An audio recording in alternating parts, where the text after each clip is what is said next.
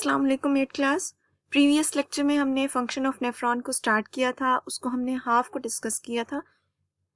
Next जो part रह गया था उसको आज हम डिस्कस करेंगे। Today your diary is learn function of nephron full complete. आपने उसको याद करना है, याद करके आपने रफ कॉपी पर या लूज शीट पर लिखना भी है।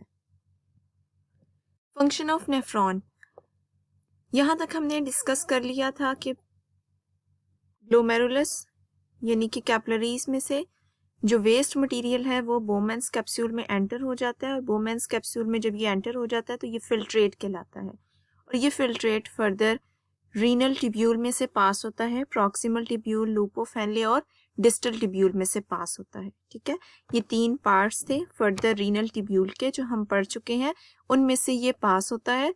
यहाँ पर फर्दर इसकी रीएब्जॉर्प्शन होती है। रीअब्जॉर्प्शन होने का मतलब ये है कि 99% फिल्ट्रेट जो है उसके अंदर जो वाटर और सॉल्ट है वो दोबारा से हमारे ब्लड के अंदर एंटर हो जाते हैं।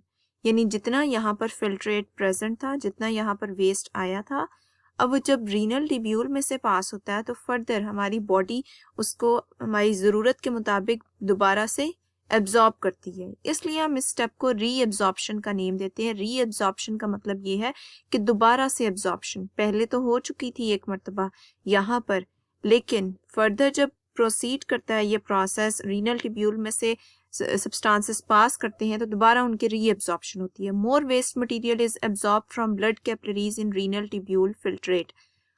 वेस्ट मटेरियल जो है, ज़्यादा जो वेस्ट मटेरियल था उसमें से बहुत सारे ऐसे सब्सटेंसेस जो हमारे लिए अभी यूजफुल हैं वो एब्जॉर्ब हो जाते हैं ब्लड कैपिलरीज में। ब्लड कैपिलरीज में ब्लड प्रेजेंट था, उसके अंदर एब्जॉर्ब हो जाते हैं।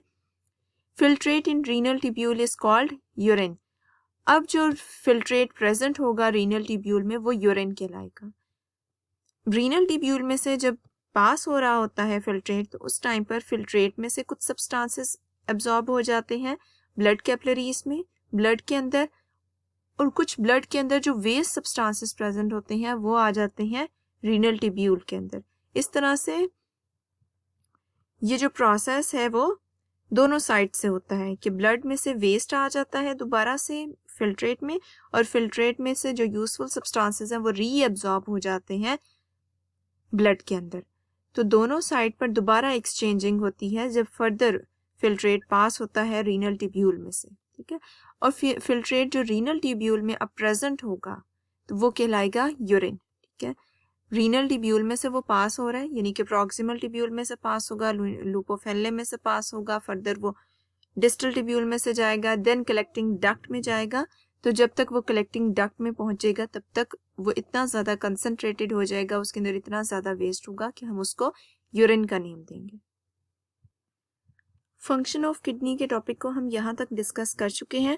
During its passage towards the collecting duct 99% of the filtrate is reabsorbed into the blood in capillaries around the renal tubule। 99% filtrate reabsorb हो जाता है ब्लड में। ठीक है, नेक्स्ट हम प्रोसीड करेंगे कि यूरिन की फॉर्मेशन किस तरह से होती है। During this reabsorption more waste materials are absorbed from blood capillaries into the renal tubule filtrate।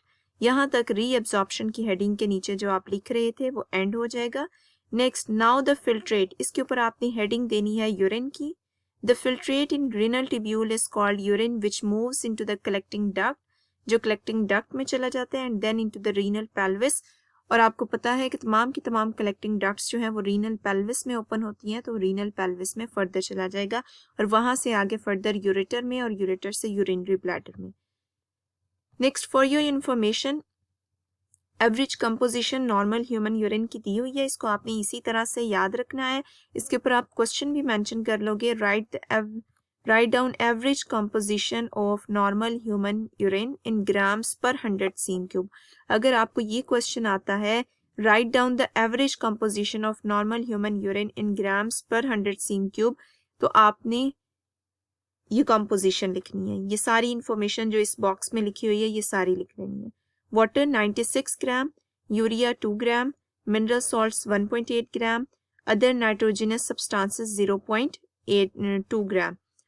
Average composition का मतलब यह है कि ह्यूमन यूरिन के अंदर यानी कि कितना वाटर होगा, कितने सॉल्ट्स प्रेजेंट होंगी, कितनी यूरिया प्रेजेंट होगी और कितने नाइट्रोजिनस सब्सटेंसेस होंगे। नाइट्रोजिनस सब्सटेंसेस मतलब ये कि वो सब्सटेंसेस जिनमें नाइट्रोजन प्रेजेंट है। मिनरल सॉल्ट्स का मतलब है सॉल्ट, लाइक सोडियम क्लोराइड जो हम खाते हैं।